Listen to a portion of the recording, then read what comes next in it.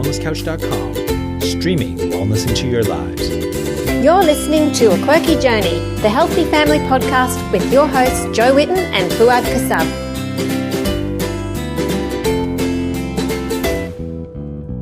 Hey everyone, welcome to A Quirky Journey. I hope you're having an awesome day. I'm sitting here in my office. It's Friday morning and I'm just putting the finishing touches to the podcast, finishing off my work for the week. Looking forward to art class this afternoon. Did you know I teach an art class? Because, you know, you've got to have a downtime kind of fun thing that you do as well. Can't work all week, but I don't think of art as work. So, yeah, I'm looking forward to that this afternoon. And then the weekend. So, yay. All right. I'm going to go ahead and get started with this podcast. But first, I'll just give you guys a little bit of a background on Dr. Natalie Challis and Lee Shind.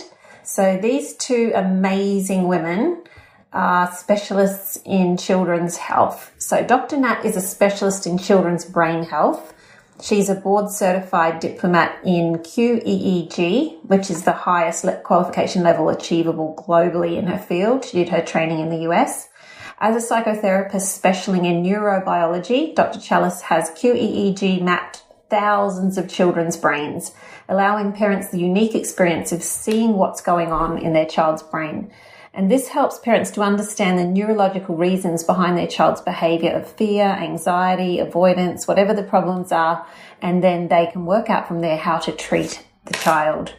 Lee is a children's neuronutrition expert. She holds a Bachelor of Science with postgraduates in both human nutrition and nutritional and environmental medicine.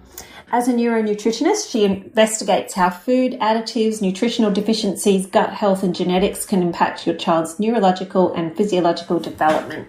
And these two women together make an awesome team. They do have others on their team as well.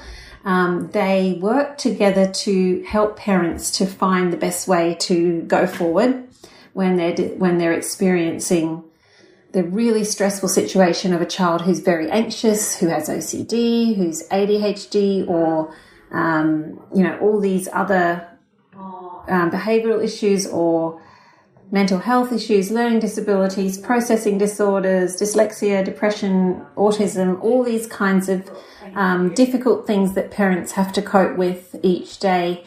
And they can help you to improve your child's health and to see what areas of the brain are inflamed and how to deal with it. So I will let them explain what they do because they will explain it a lot better than I do. But I just wanted to give you a little bit of background on who they are.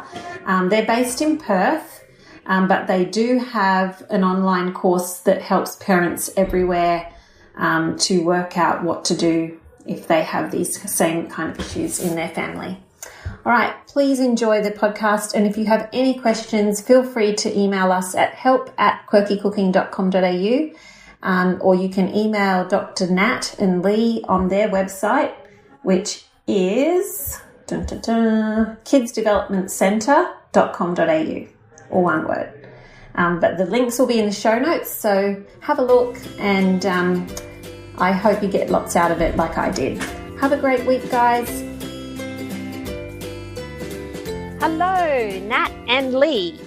Hello. Natalie and Lee. How are you? Really well, thanks. How are you? I'm good. I'm so happy to have you on this show. You sound like absolutely fascinating women, and I can't wait to pick your brains. Oh, thank you, Jo. Speaking of brains. It's a real experience for us because we've been recommending your site, the Quirky Cooking site, from our clinic for years and years, way before you got famous. Well, that's nice. Thank you. I love your recipes because I know that they will work, and that's why I used to recommend them to people because I didn't want them to get frustrated about that's good. gluten-free cooking. Yeah, it's a big change for a lot of people, isn't it? And they don't understand. Of course, none of us did at first, don't understand that food science behind it. So you start trying to swap things out and I had the funniest experience the other day. One of my friends came to me and said, Jo, my husband needs to talk to you. I'm like, why? She's like, well, this morning he decided to make coconut flour pancakes for the family. Oh my goodness. She goes, I told him, don't ever do that again without a recipe. Go talk to Joe. She said he swapped 3 cups of flour for 3 cups of coconut flour. Oh, my God. And he said to me, how do I fix it? And I said, you don't. And I said, how many eggs did you put back with that one. I said, how many eggs did you put in that? And he goes, none. I'm like, oh, my goodness. I said, just throw it out. I mean, like a little solid ball. Yeah. So funny, but it's very common. And if I look back to how I cooked right at the start, I think, oh, my goodness, I knew nothing. So, you do need help along the way, don't you? Absolutely. So I'm glad I've been a little part of that. You were a big part of that. It was great. Well, so you guys, Dr. Nat is a neuro-psychotherapist. Did I say that right? That's exactly right. Yep. Okay. And Lee, you're a neuro nutritionist. Is that right? Hello? Yeah. Yeah. Oh, sorry. I thought I'd lost you there. So do you want to tell me exactly what that means for those people who are like, well, what is that? Yeah, sure. My background, my original graduate degree was in human resources and psychology. So I've always been interested in, obviously, the psychological field. Mm-hmm. And I then went and did postgraduate studies in counselling, actually, at Bond University. Yep. I learned at Bond University about biofeedback. Have you ever heard of biofeedback? Yep. So biofeedback is where you measure the body's response to what you're doing. Mm-hmm. And we do that all the time with things like blood pressure, cuffs, yep. Heart rate variability. So, yeah, we measure those sorts of things, but what I then went on to learn was how to measure the brain. So what I studied was something called a QEEG, so quantitative electroencephalograph. Mm-hmm. And what we do is we measure the activity that's happening in the brain. We compare that activity back to a normative database of children the same age, and we come up with a map. Okay. So a map of how reactive the brain is, whether it's underactive, overactive, and in what area of the brain, and what that means in terms of the symptoms that the child is producing. Right. I have seen that done at the, it was the Mind Forum. They had someone there doing that, and it was really fascinating. Yeah. We call it the window to your child's brain. It's just such a hugely powerful moment when a parent can see that's why my child is behaving the way they are. It creates an enormous amount of empathy. Wow. Whereas before they might have been thinking, this child is driving me nuts. Yeah. They just think they're being a brat or whatever. Exactly. And that really affects the connection between the parent and child. Does. So knowing that the child has no intention, there's no intent behind the behaviour, they're simply trying to cope with the presentation that they have, is just hugely powerful. So what kind of, what kind of cases would you do this neurofeedback for? Like what kind of... We treat all children, so we tend to treat the child rather than the condition. So It really doesn't matter what they present with. There's lots of labels out there. Yeah. You would know, Jo. But basically, if they're having any kind of struggles with like behavioural issues, is that the kind of thing? Yeah, or anxiety or learning issues. It really doesn't matter if the child is in distress. Right. Then any kind of stress, yeah. Exactly, yeah. If you feel your child is, it's interesting watching mums, because mums know when something is not right, and they're often not listened to. Yeah, that happened in my family. Because when Isaac you express your concerns to your teacher, your doctor, your friends, your family. And a lot of the time the child's behaviour is only seen by mum. Yes. Well, when you're the main one with them. Yeah. But it's also about trust, Jo. It's because you're their mum and that they trust you are going to love them no matter how they behave. Yeah, right. So these gorgeous little kids, they're amazingly resilient kids, and they will try their absolute hardest to meet expectation all day at school. to hold everything in. And then when they get home, they just melt down. Yeah. And that's not about mum not being a good enough mum. That's about mum being the safe place. Yes, exactly. So, yeah, I just think any child who is expressing behaviour like that, like a meltdown or whatever it might be, is a child that's telling you, I don't feel right. I need help. Yeah. And we don't listen to that well enough. In our day, we tend to brush over it. Yeah. Get on with it. Yeah, on with it. Stop making a fuss. Yeah. And then our mums are sitting there watching these children going, it's just not right. Something is not right with my child, and no one is listening. Yeah. So, and that causes us then to question our mum's intuition. Yeah. And I think that's really sad, because mums have an amazing intuition when it comes to their children. I agree. And we are discounting that. And that's leading to what we see now, which is huge increases in mental health issues right across the board for our children. Yeah.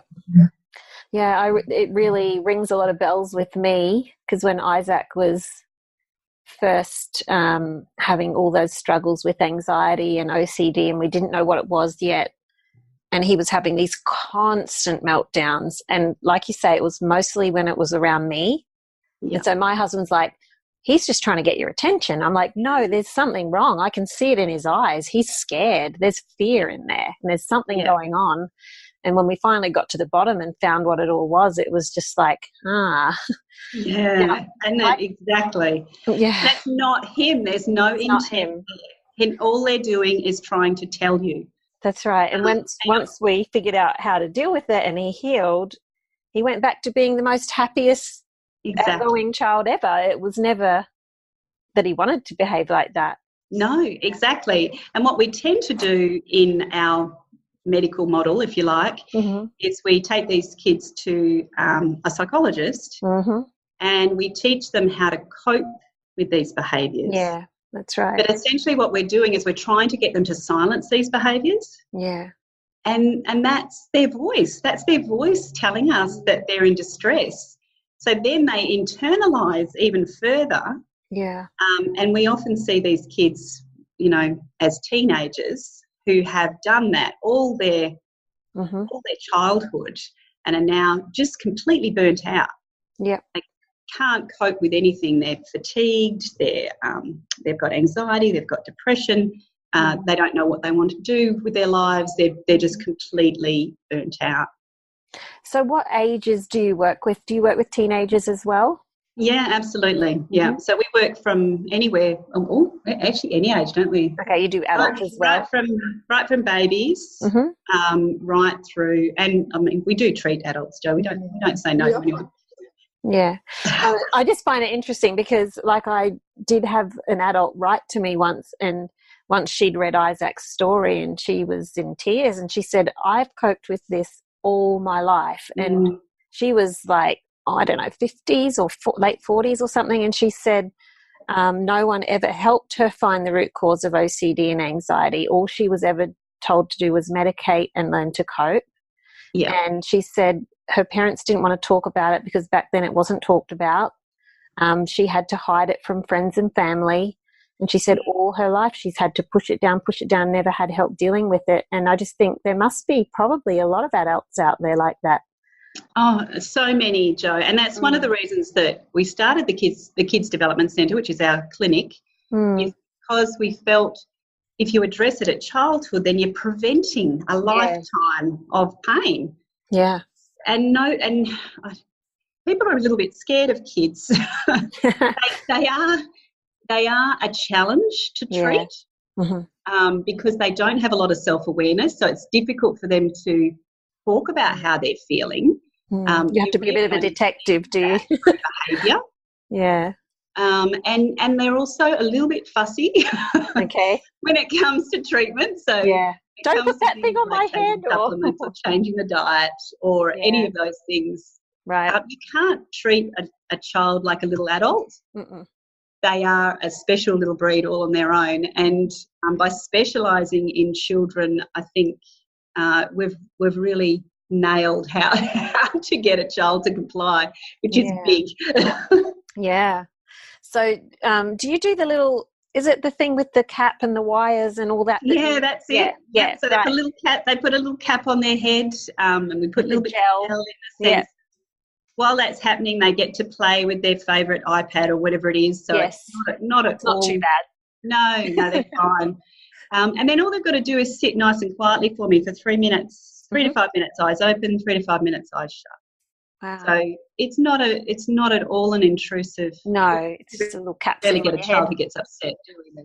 Yeah. Yeah, and then from that, I can determine what's going on for that child. So I can determine what's going on in terms of neurotransmitters. I can determine what's going on in terms of inflammation. I can determine what's going on in terms of brain-body connection. Yeah. And we use that QEG map not just to treat the brain, but also Lee uses it when she's doing her consults to look at things like, okay, so we have an excess here of excitatory neurotransmitters. Why? Where are they coming from? And we also look at it in terms of the body. We've got overactivation in the limbic area, in the amygdala. So why is that? What's happening with the sympathetic nervous system? And our functional integration expert, she looks at how to calm the body's nervous system to take the pressure off the amygdala. Right. So we're using that QEG for the whole treatment. I find it really helpful, Jo, and that's why I'm called a neuronutritionist, because I use the QEG as a guide for my treatment in terms of nutritional support. And it really helps me in terms of whether it's inflammation, whether it's glutamate overload, whether it's histamine. You can see all that. Yeah, Natalie has, with experience and time, worked out where these things are coming from, and then we can look a bit deeper and see, okay, is this inflammation being triggered by gut inflammation? And usually it is. And what's causing that gut inflammation? And that's when we do some testing to see, are there parasites in the gut? Is the diet out of balance? Are they having a lot of processed food, which we know inflames the gut? Yeah. And we can also look at, are there nutritional deficiencies? So, for instance, if a QEG is showing us low oxygen supply to the brain, we can look at, okay, are they low in iron? Are they low in B12, folate? What's causing that low oxygen delivery? It's really, really helpful. Yeah, that's amazing. I think I would love to come and watch you do that. I'll bring one of my kids. Guinea pig. Queensland in August, so maybe we'll come and see you. Sorry, I missed that last bit. We're coming to Queensland in August. Are you? Yeah. Are you coming up to Cairns?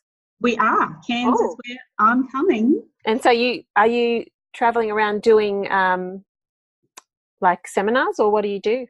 No, I'm attending the ANSWER conference, which is the Applied Neuroscience Society of Australasia's conference, annual conference. And I'll be there for 4 days. So will you take, I don't suppose you'll be taking clients while you're up there? We'll definitely meet up. I can, because it's all very portable, Jo. So yeah, that would be really interesting. I would actually love to. Yeah, I would love to come and see you with one or two of my children. Everyone does, Jo. Yeah, it's very I feel like it would give you a much better picture than just something like a genetic testing. And and like, I guess like you say, you start with that the brain. Do you call it what do you call it? A brain? I just call it a brain map. I call it a brain map. Okay. So you begin with that, and then you look at other tests that need to be done after that. Exactly. So once I've got the QEG in front of me, I come up with a treatment program. And depending on what I see in the QEG is what we decide to do. So we do lots of blood. We do lots of blood testing, still testing, and we also do, if necessary, DNA testing. Yeah. So, I mean, you would understand epigenetics, Jo. Yeah, I do, yeah. We all have pretty screwed up genetics. Yeah. Everybody's got something. Exactly. And as long as the environment is supporting that little That's right. then we can function really well. Yeah. So, and our whole program, if you like, is designed about supporting that environment. Yeah. And as long as you're supporting those little snips, the behaviours go away and the distress goes away. Sometimes, though, Jo, that doesn't happen. Mm-hmm. And that's when we need to look a little deeper into the DNA so that we can get even more specific about our support. Yeah. Well, I'd love to talk to you about the anxiety side of things because, as you probably know, I get a lot of people asking about that because of what we've gone through with Isaac. Yeah. And I know it's a topic that you're passionate about as well. So can you explain some ways that you've had success with dealing with anxiety, you know, how you begin working with a child with anxiety and what you do, and then talk about your program as well? Yeah, absolutely. So essentially what we do with a child with anxiety is much the same as we do for every child. So every child who we see is seen individually and so we're looking at how they present, not so much the anxiety, if you know what I mean. Mm-hmm. So when a child comes in with anxiety, they will have a QEG because there will be different presentations of QEG dependent on the child. So do you know much about brainwaves, Jo? Explain it completely, because even if I know little bits, I'm sure I don't know exactly, and everyone else out there will want to know too. So yeah.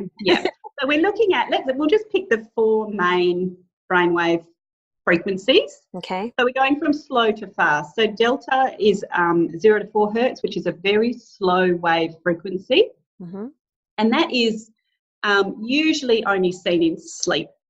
Okay. So if we see a child with a lot of delta activity in their brain, we know that brain is not operating efficiently.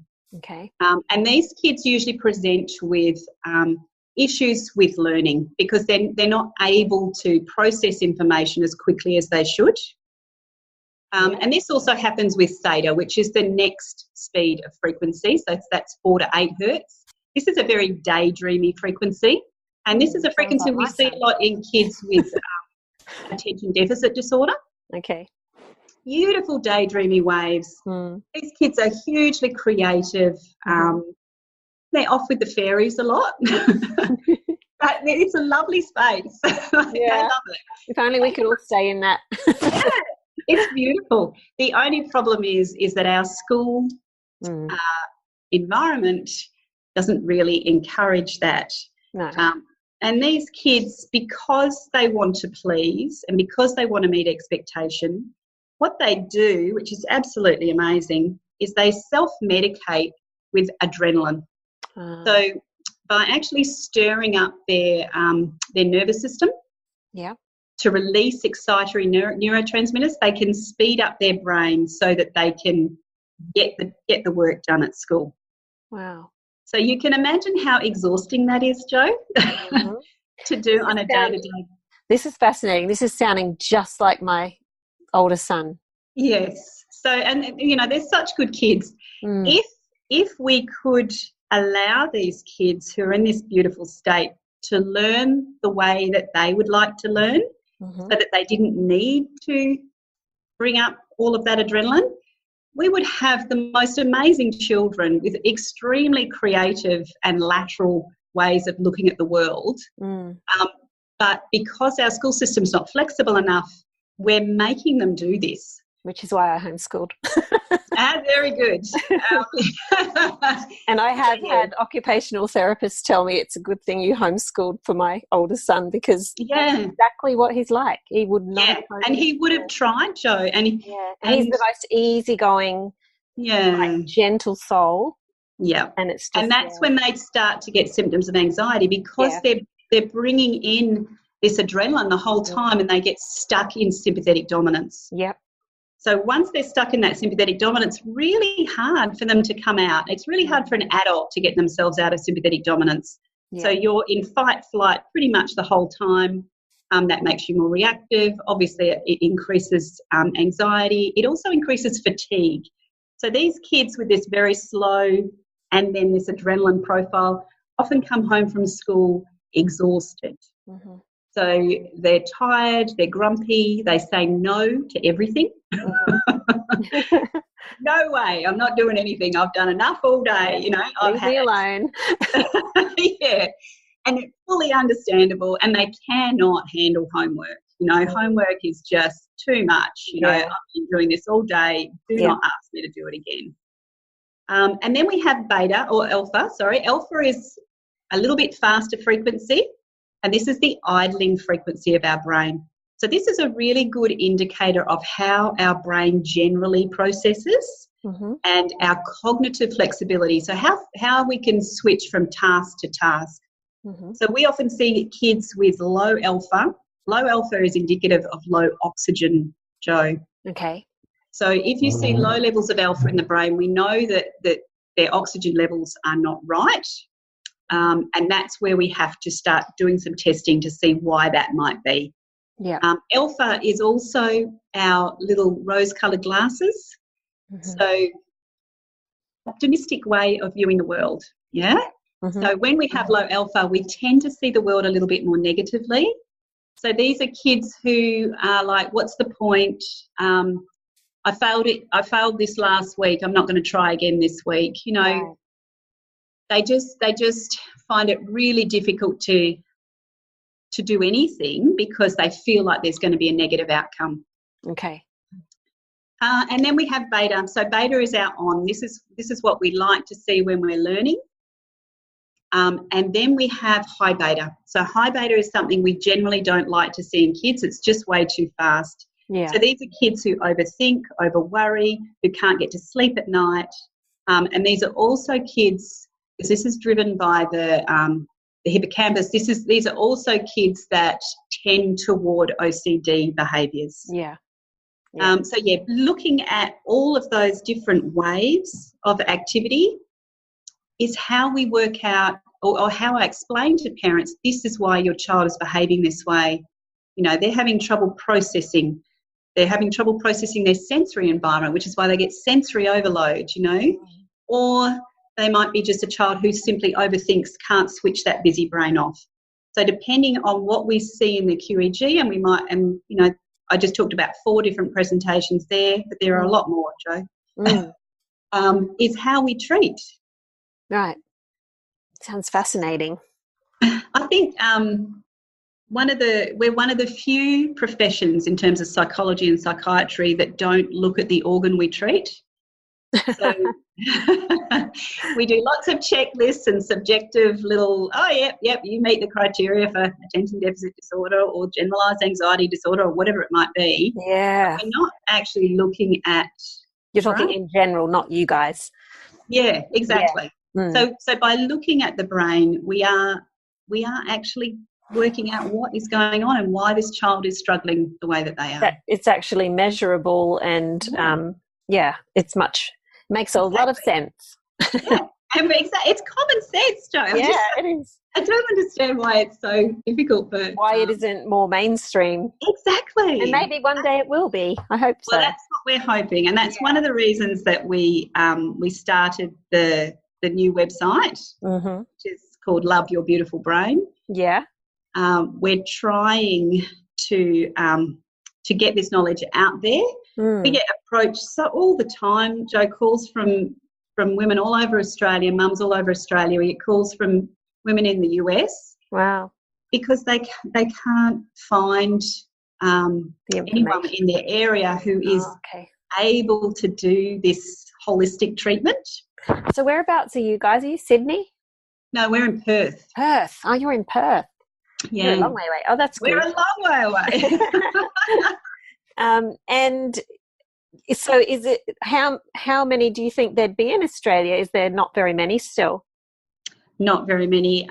There's only a handful of people with a QEG diplomat qualification, which is what I've got. And you do that through university? Or? Yeah, it's actually through America. There's no one in Australia that's even teaching it. Right, okay. So I've had to do this through mentors in America, and I've chosen mentors based on how good they are. Yeah, that's the way to do it. Which has been great. Yeah, you must have learnt heaps. I have learned heaps, and it's been an amazing journey. Yeah, so one of my goals, Jo, is to also start training people in that's awesome. QEG. So we're trying to get it out there, and we're trying to get this more mainstream. Yeah. So take us on a little journey, like so you start with the brain map, and then you start looking at the brain waves, yeah? Yep. So we look at the brain waves, give us the brain map. Okay. That then determines what's going on for the child. Then based on that, I ask the parents to go and get certain bloods done. Mm-hmm. And then they come and they have an assessment with Lee. Okay. So I'll let Lee talk through what she then does. Great. Thanks, Lee. Might need to move closer to the microphone. I can't hear you. Okay. No. Say it again. Can you hear me now? Yeah, good. Okay, excellent. So the first thing I do, Jo, is I find it's really, really important to educate the mums and the parents, because often they don't realise the impact that diet can have on the brain. Yeah. And once they have an understanding that the foods we eat have a massive impact not only on our body but on our brain, then it's so much easier for them to then look at dietary changes. I agree, because if you don't know why it's important, you're not going to do it. Exactly. So it's really motivating. So we talk about things like the impact of additives and preservatives on our brain and our behaviour. We talk a lot about glutamate, so MSG, because glutamate is actually also an excitatory neurotransmitter. Yeah. And we've got so much glutamate in our foods now. So 80% of all processed foods have some form of glutamate in it. They don't necessarily call it MSG. But what's some other names for it? Yeah, so what they're doing now is they're extracting it from natural sources, so they don't have to say that there's MSG in a product. So things like yeast extract, the first ingredient of Vegemite, malt barley extract, natural flavours, all of these are actually sources of glutamate at high levels. Yeah. And, as I said, it's an excitatory neurotransmitter. So if someone's coming to us with high beta activity in their brain, they've already got too many of those excitatory neurotransmitters. So through diet, we can actually help reduce those. So cutting out MSG and glutamate from the diet has a really big impact. It's quite amazing. Yeah. We also then want to look at inflammation of the gut, because if the gut's inflamed, then our immune system's inflamed and then our brain's inflamed. So all of these things are connected and they can't be disconnected. We tend to look at the brain as if it hovers on top of our shoulders.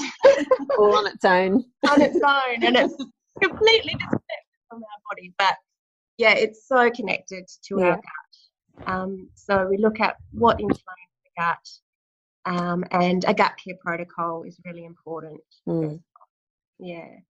And then also we're looking at nutritional deficiencies, as I mentioned quickly before, and how they can impact on the brain.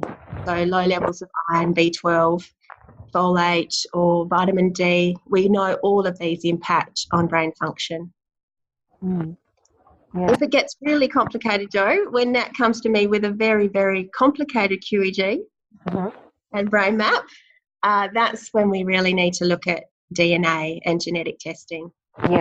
And we really do find there's such a link between those really complex cases and genetic mutations or genetic SNPs.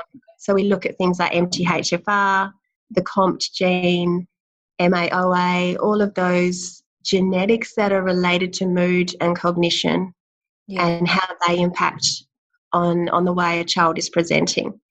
And that's also a bit of a light bulb moment for our parents because, you know, again, they get that reinforcement. Okay, this isn't just my child's personality. This isn't just my child behaving this way for no reason. Yeah. It's because they have a genetic mutation, which means they can't release adrenaline and dopamine from their system as quickly. Yeah. So they are going to get stressed for longer. They are going to have more trouble releasing adrenaline and reducing stress. And then it's about, in those cases, it might be about management and trying to reduce stress levels in their environment as well. Yeah. Well, that's good. So it's a very holistic approach. Yes, it is. It is. And that's like people often ask us, what works? You know, is it the nutrition? Is it the is it neurotherapy? Is it neurotherapy? Which is it? We're like, you have to do it all together because you do. They're all connected. You can't just treat one part. And it's interesting, like we didn't understand all this when we began my son's journey, but we did it because the things that we did were common sense things that we knew helped with gut health and with reducing stress, but we didn't know the why behind everything. And like all these details that you're sharing today, like we did things like the diet first, so the gut healing diet and reducing the inflammation. We did things like getting out into the sunshine as much as possible and swimming and sports and, you know, time with family and, you know, just doing all those things. And now when you think back, you go, well, that was reducing stress and that was doing this and that was doing that, and it all combined to help. It's amazing. That environmental support. If your genetics have the environmental support, they don't need to express. Exactly. And cope, you know, and our environment now is, oh my God, it's scary. It is. How our bodies and brains do cope is actually it's actually a miracle. Yeah, and I guess that you would probably see a lot of parents very overwhelmed, as I do, and you know, just trying to help them realize you can take small steps, and just every little thing you do is going to begin helping, right? Exactly. And I guess that's what we're trying to do in the Love Your Anxious Child program. Oh, yeah, tell us about that. So we're looking at, sorry, Joe, that's my cold. Coming to the fore. What's that? At trying to move mothers from feeling powerless and feeling overwhelmed and feeling isolated to empowerment, you know, with knowledge. Yeah. So the whole program is about educating mum and supporting mum to be able to apply. And I think this is a big thing with the program. We're actually going to be going through exercises so you can apply what you learn. And then we will be there the whole way through to answer questions and to support you so that you can do this with your child in a very supported way. The first part of the program is called Love. So the program is Love, Learn and Live. Yeah. So the first part of the program is love, and that is because that connection and that sense of belonging is probably the most important part of this. That's so true. It really is, and understanding that this is not your child, that this is not your parenting, that there is actually a physical reason for why your child is presenting this way. Yeah. And building that empathy and understanding is so connecting. It helps mum and dad release the blame from themselves, because we do blame ourselves when our children aren't coping and we're under stress. Yeah, you do. You feel like a failure. Yeah, absolutely. And so many mums now who come to us are feeling overwhelmed. Yeah. And that is because, here we go again, that is because the way our society is at the moment is very different from the way it was when we were children. That's right. I mean, I was exposed to very little marketing, for instance, when I was a child. Same. Yeah, whereas now our children are exposed to marketing 24/7. That marketing is designed to make our children feel like they're not good enough. That's what marketing does. Yeah. Because they need you to feel that way in order to make you buy their product. Yeah. So they're getting that constant message the whole time, and constantly feeling like they don't have enough. And as a mother, we feel like we're not giving our children enough because they're never satisfied. But we're competing with this marketing giant, and you just can't. And much the same with food, Jo. I mean, we go to so much effort to provide this beautiful, clean, healthy food for our children. And then you've got all these technologists who work in big companies whose job is to find the bliss point in a food so that your child will want it, will want more of it, and will eat lots of it. Yeah. How do we as mums with our beautifully prepared home meals compete with that? Yeah. This is why we're feeling so overwhelmed, because we're really in a very uneven game.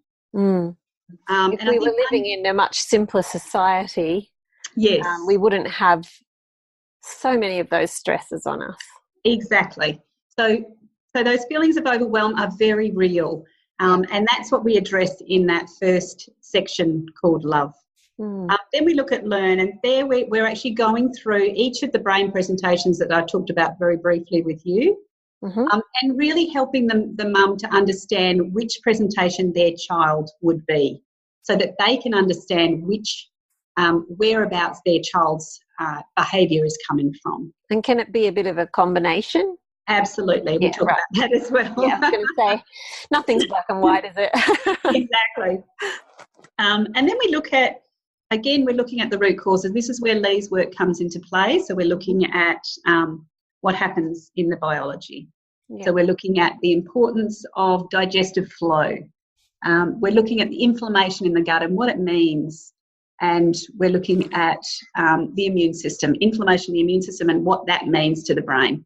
And then we're looking at the body.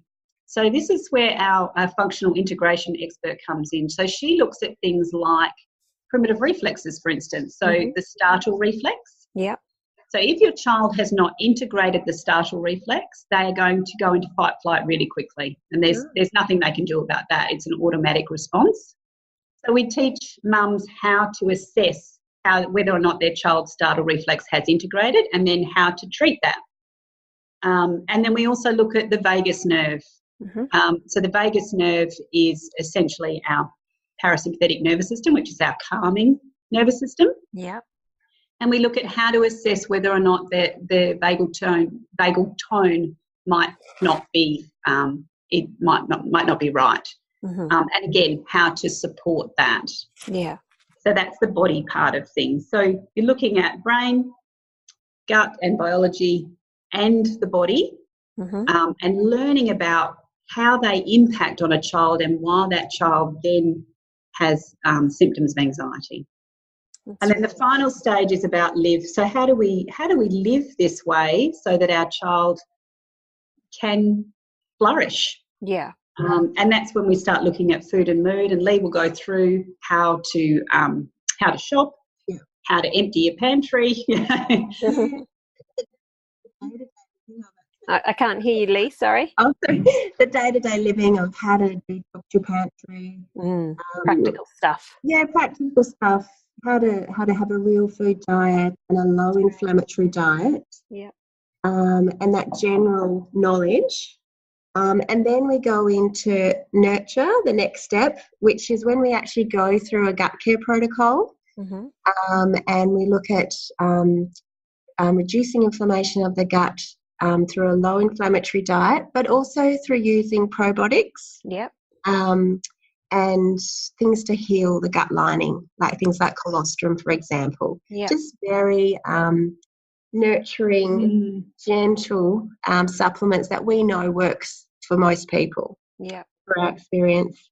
And then the last step is neurobiology. So that's when we actually kind of bring everything together that we've talked about through each step and just touch on some other things mums might like to think about. So that's when we touch on genetics, chiral disorder, those types of things, and epigenetics and how it all ties in together, just so they've got that base knowledge.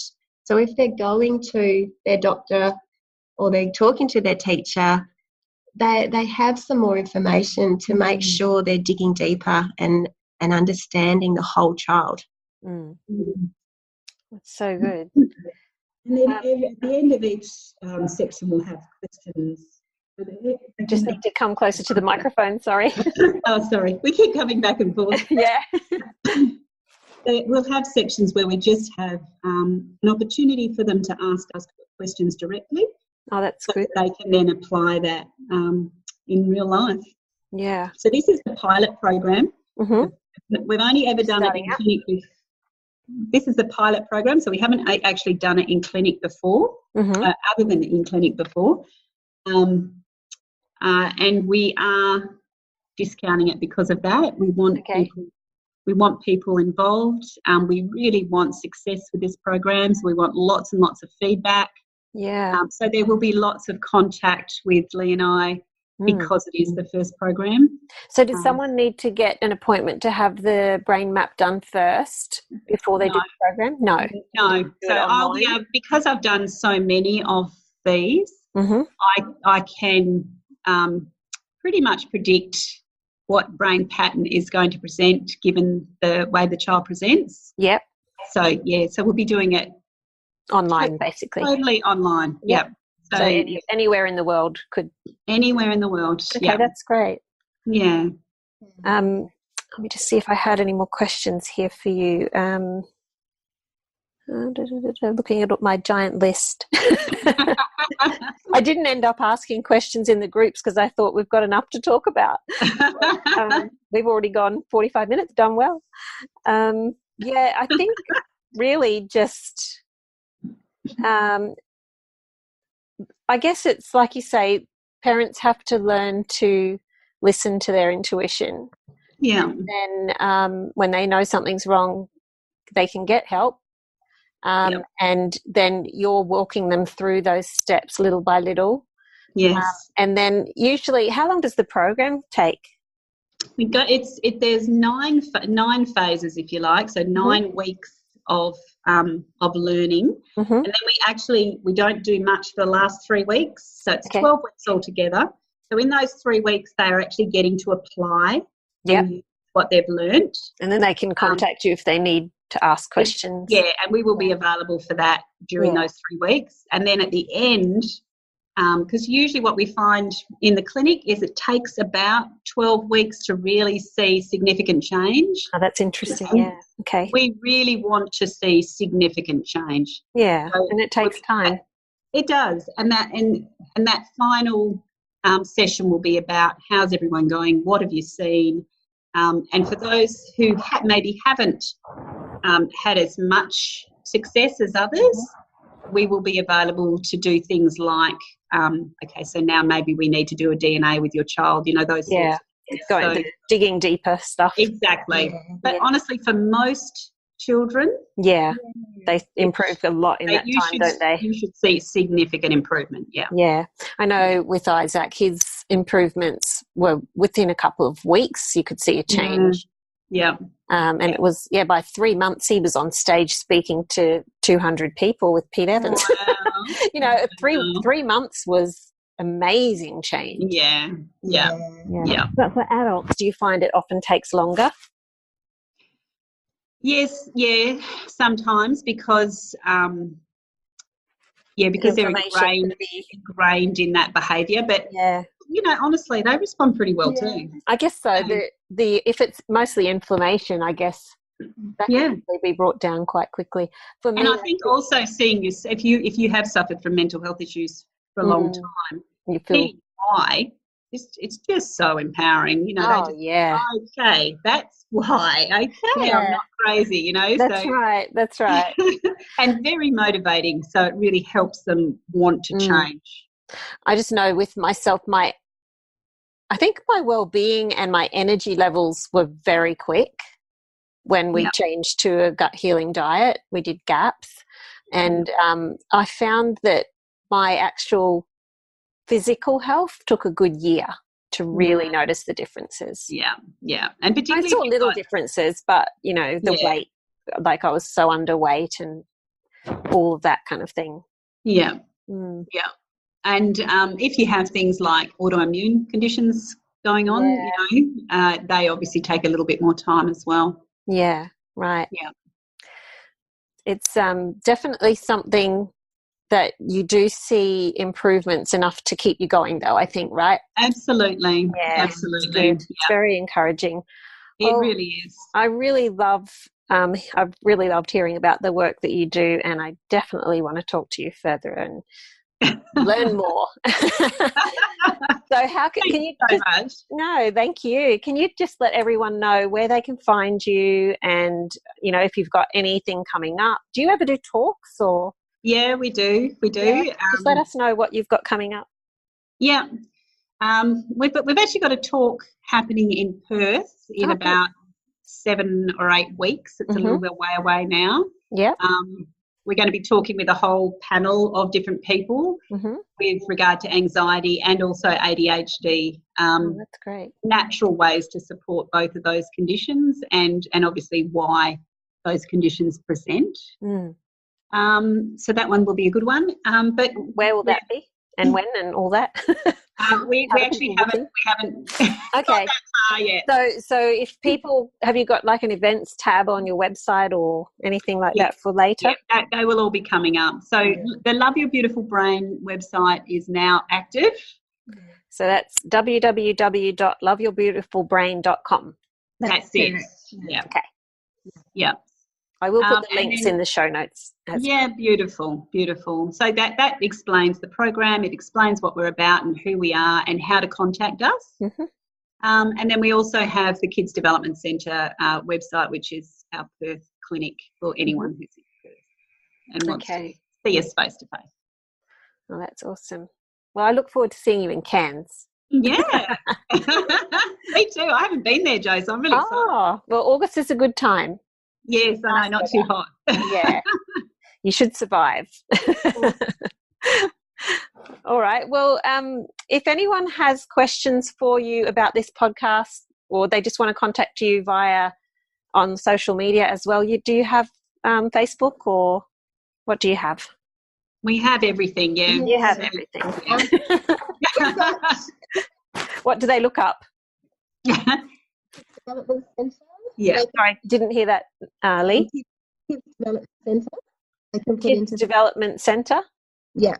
And is it just all together, like on Instagram? Yeah. Yes. Yeah. So that's our Facebook page, and if they send us a message on there, we'll definitely get back to them. We're just developing our Love Your Beautiful Brain Facebook page. Yeah. So that's Development Centre. And there's a contact us form on the Love Your Beautiful Brain website. Yep. Okay, great. Well, thank you so much for being on the show, and I'm sure there's lots of parents out there that will find this really, really helpful, so we really appreciate it. Guys, I'll put the links under the show notes on the Wellness Couch page, so have a look and click through and find out some more info about this program. Thank you so much, Dr. Nat and Lee, and we will definitely chat to you another time. Thank you so much, Jo. Thank you. This has been a production of TheWellnessCouch.com. Check us out on Facebook and join in the conversation on Facebook.com/The Wellness Couch. Subscribe to each show on iTunes and check us out on Twitter. The Wellness Couch, streaming wellness into your lives.